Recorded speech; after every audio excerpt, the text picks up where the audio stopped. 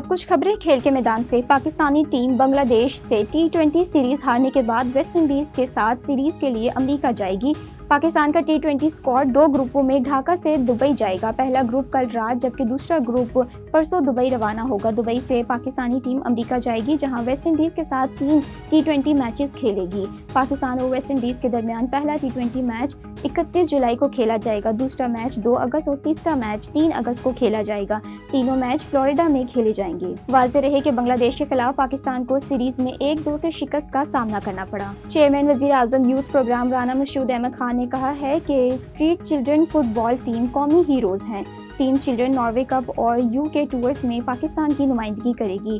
Chairman وزیر اعظم youth programme Rana مشہود احمد نے Pakistan street children fit بال team سے ملاقات کے دوران کہا ہے کہ یہ بچے ہمارے قومی سفیر ہیں اور پوری قوم ان پر فخر ہے۔ یہ بچے نہ صرف ہمارے عزم اور حوصلے کی علامت ہے۔ رانا مشہود کا کہنا تھا کہ یہ فٹ بال کے کھلاڑی نہیں بلکہ پاکستان کے روشن مستقبل کی علامت ہے۔ یہ لمحہ بچوں کے لیے تاریخی ہے۔ ہم ان بچوں کی حوصلہ افزائی کر کے ایک باوقار اور مضبوط پاکستان کی بنیاد رکھ رہے ہیں۔